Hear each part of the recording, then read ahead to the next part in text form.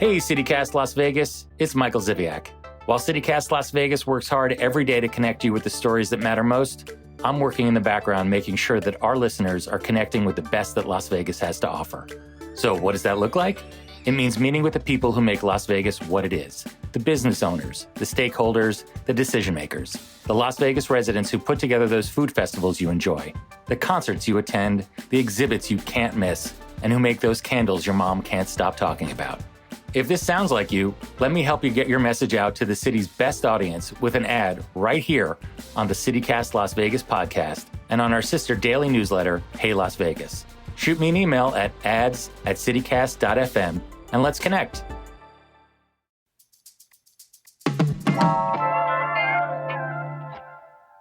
Vegan food, and not just variations on a veggie salad, it's become a trend of sorts in Las Vegas with all manner of vegan-forward and even vegan-only restaurants dotting our landscape. There may be a lot of reasons for that, but is it for everyone, even meat eaters? And what are the trade-offs when you get bacon with a K? Today on CityCast Las Vegas, we're talking to the owner of the Vegas Vegan Culinary School and Eatery, Heather Heath, about the Vegas vegan scene and where it's going. It's Thursday, May 25th. I'm David Figler, and here's what Las Vegas is talking about.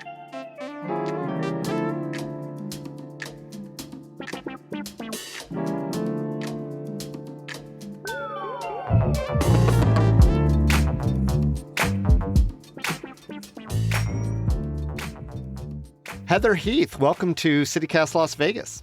Thank you. I want to ask, on a scale of 1 to 10, how vegan-friendly is Las Vegas? Vegas is really vegan friendly. I mean, I think it's in the top 10 in the country right now in terms of cities. Oh. So, I mean, people come to Vegas and they love coming here because we do have so many vegan options and exclusive vegan restaurants too. So it's a positive here. Oh, fantastic. And how hardcore within the vegan community are there? Are there people who won't go to a restaurant if they see somebody wearing leather shoes when they walk in and they'll just turn right around? Sure. A lot of times it's not that, though. It's vegans. There are going to be the extreme vegans who won't go to a restaurant, who know that they also serve meat products simply because of the preparation, and not being able to see the preparation. You just don't trust it. You know, if you're really, truly committed to the cause and to the diet, then, and it may not be for the animals, it may be for whatever other health reasons, you know, you might not want to risk it. Interesting. And what do you think, from your perspective, is the biggest misconception about people who are vegan? Well, the whole reason behind why I started this location is simply because it's not that difficult, and you can go vegan because there are alternatives to cheese and dairy, and you don't have to just eat tofu. You know, it's a huge misconception of what being vegan means and how difficult it seems to people to be able to do, and it's really not. Was there a certain moment, Heather, that kickstarted your vegan journey? Yes. Can you tell me about that? I think a lot of people, you know, there's a multitude of reasons why people will go vegan. But for me, my nonprofit work and being over in Asia and literally just walking on a farm and seeing dogs on the farm being slaughtered with pigs and chickens, you just stop for that moment and you go, okay, it makes sense now. And it was instantaneous. Yeah. And then at some point you decided to open up not only a vegan culinary school, but one here in Las Vegas. So why did that decision get made? My nonprofit work, COVID, a multitude of things came together and led me in the direction of doing it here versus somewhere else that I had planned on doing it. And it kind of grew into more. And when it's a culinary school, it's not accredited. So it's meant for the average person. It's really heavily focused on education for the average person to learn how to cook vegan. And I just felt like it was a right kind of move to make. Education is key in everything. And it grew to be more than just the school. It's a restaurant, it's a deli, we do catering, private events, specialty events. I mean, it's everything. Heather, you mentioned that the culinary school that you founded is unaccredited.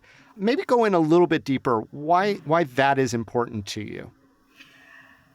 I think there's enough culinary cooking schools out there that train people to become chefs, but there wasn't the concept of this where somebody can go, the average person can sign up for a 2.5 to 3 hour class that's topic specific, no long-term commitment, and they can come in, especially coming out of COVID, and have a social gathering with people of like mind and enjoy themselves and cook at the same time and learn something. How hard or easy was it to tap into the active vegan community here in Las Vegas? I've lived here a long time, so I was already a part of the vegan community. Okay. And for somebody new who were to come to town who's a vegan, how accessible is it or how easy are y'all to find? Very easy. Social media is the beauty of all of it. And, the Las Vegas vegan page on Facebook alone is 14,000 strong. And most vegans know that when they come to a city or when you travel to another city, the first thing you do is you go to social media and tap into the local groups there because they'll tell you all the great places and all the hidden places and gems to go to while you're in that city. And what is your favorite thing about that community here in Las Vegas? The vegan community here, everybody's very supportive to see new vegan options, food-wise, event-wise, anything that comes to town that's focused around veganism. It's important because everybody, like I said, is doing it for their own reasons, but together, is where your power comes. And I think a lot of people feel like there's more power in the voices, and it's a positive. The Vegas community here is very big and positive. And how has the Vegas vegan community or even the wider Las Vegas community responded to the culinary school so far? Ironically, it's been more positive response from tourists coming into town. Oh. Because I'm located right off the bus route from the airport in the Arts District, and I literally have Europeans coming with their suitcases right off the airplane because they're hungry, and we pop up immediately on their feed for vegan food, and they come right here. I mean, I get plenty of locals as well, but I think it's more of a destination to come and take a class or to have a bachelorette party and do cooking classes and pair that with some alcohol pairings, and it becomes fun. Wedding receptions on our patio where we cater the food. It's just definitely more of a tourist attraction.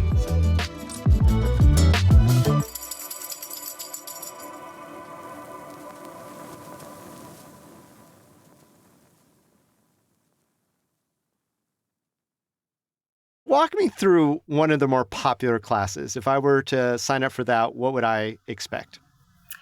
One of our more popular classes is probably our Mediterranean. My chef can teach anything, but he's got a Mediterranean background, so he gets very enthusiastic about teaching Mediterranean. And we've done a falafel and pita and fresh tzatziki class a couple of times now, and most recently paired it with a Mediterranean mule drink.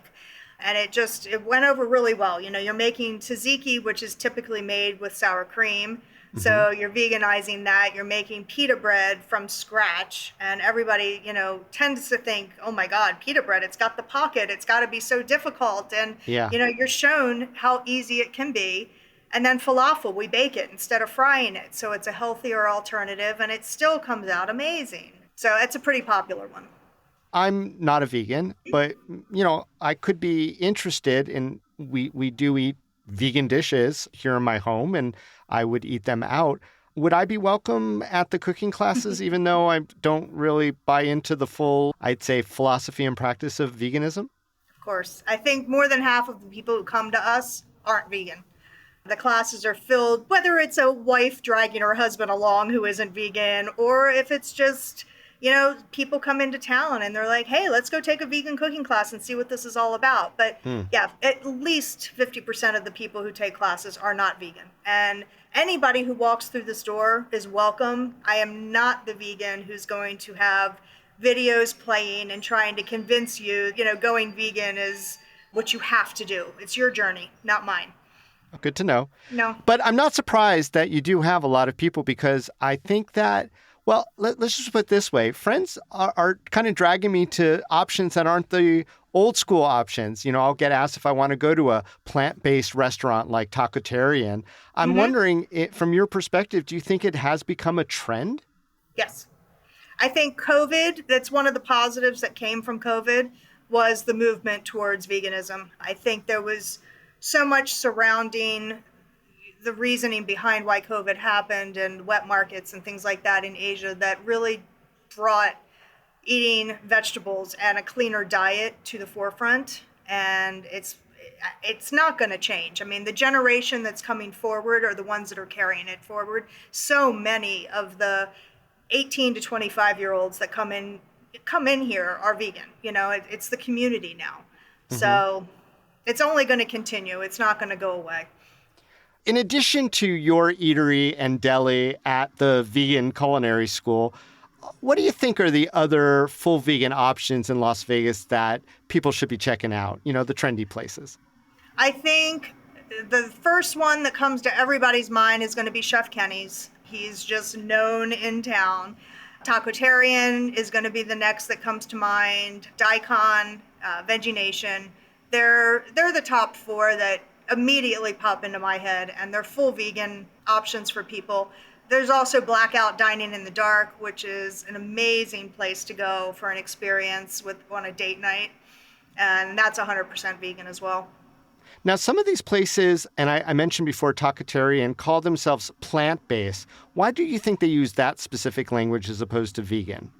The terms get so confusing after a while. For me, plant-based is somebody who just prefers to use that terminology because it's not as strict as vegan, and so it lends a little bit of latitude, but it's not vegetarian. And I'm not quite honestly sure why Tacotarian calls themselves plant-based, because they are vegan.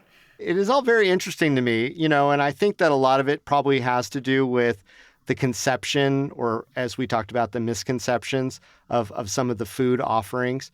You'll see some places that really punch chicken substitute, something that is plant-based, but they'll use the word chicken or they'll use the word bacon or, that kind of parlance. And then there's other places that are just very straightforward. It's like, this is our product and it will be very good. So just enjoy what it is and call it by its true name, whatever that might be.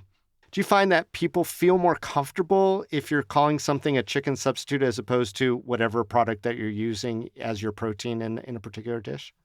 I've had people come in here. I don't use a lot of the processed foods here. We really create most of what we're using, unless it's a brand that I believe in. But my menu board will say egg salad, and it confuses people because they go, well, wait a minute, this is a vegan place, right? And I'm like, yes, but after a while, spelling bacon with a K or chicken with a K and no C, it's exhausting, because the name of my business is Vegas Vegan. So it's like here's what you're getting, friends. Here's what you're getting. But I guess that's a positive too, because they taste it and then they also go, are you sure this is vegan? I'm like, yeah, I promise you it's vegan, but thank you for thinking that it tastes so good. So that's a compliment to you. That's a compliment. Okay, great. Well, and I think it is growing. Veganism is undeniably something that we're seeing a lot more of than I think in years past. But on the other hand, Vegas is a city of excess, and that includes a whole lot of meat consumption pretty much everywhere, right? So what do you think needs to happen to put Vegas on the more, and I think this is universally accepted, sustainable path of veganism? I think a lot of these bigger hotels, especially since, the casino industry is what makes Vegas, a lot of the bigger casinos need to start tapping into vegan options on their menus. They need to start designing and having, and not just putting Impossible Burgers and Beyond Burgers on their menu, but really using recipe creations and tapping into resources that help your chefs learn how to cook vegan. It really helps pave the pathway. All of the Wynn resorts, every restaurant inside any of the Wynn resorts have vegan options on their menus. And I think that just needs to be duplicated. It's a minimal effort for people to do, and it really starts paving the road to Vegas being known as a more vegan-friendly city. Yeah, Do you think we're ever going to see a high-end celebrity vegan-only chef restaurant on the Strip anytime soon? Yes. It's just the direction that things are going. It really is. I mean, there's so many vegan chefs emerging now. And I was involved with one of the pilot episodes of a vegan cooking show that was put together. And, it's going to come around. There's going to be a very well-known chef come here and open a restaurant. It's just bound to happen. Interesting. Well, Heather Heath, thanks so much for joining us on CityCast Las Vegas. Thank you.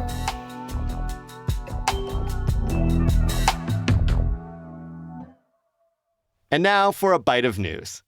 In 2020, 6 Nevada Republicans claiming the election was stolen formally sent their own certification of voter results to the Electoral College, claiming they were the actual electors and that Donald Trump won the state. The Nevada Attorney General, a Democrat, took a look at the case and declared the law did not mandate prosecution. Now, the legislature has passed a bill criminalizing the creation of fake electors in elections. But since Governor Joe Lombardo recently endorsed one of those 6 GOP Nevadans who started this whole thing, the question remains, will he sign the bill? Also, when it comes to injuries, accidents, infections, safety problems, and preventable errors, it looks like Henderson Hospital is the only local hospital to receive an A rating in a Watchdog Group's biennial survey of hospital safety. Hopefully, the other hospitals in town will take that as a challenge to get better and not concede that there can only be one.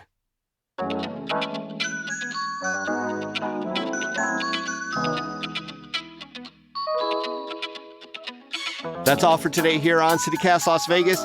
If you enjoyed the show over a tasty vegan treat, why not tell a friend? Rate the show, leave us a review, and subscribe to our morning newsletter. We'll be back tomorrow morning with more news from around the city. Take care.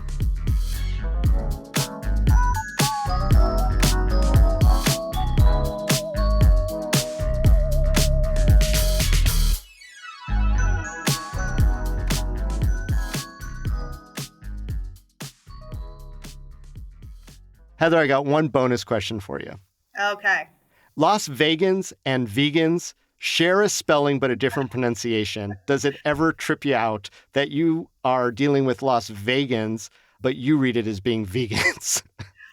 You know what? And this is going to sound, I have been here 30 years and I've never even thought about that. I have created a new conundrum in your mind, and now you're not going to be able to unsee it, that every time we call ourselves Las Vegans, you're going to be like, why is everyone here calling themselves Las Vegans? Yeah. It's funny. I've never thought about it. It's like Nevada and Nevada, Right?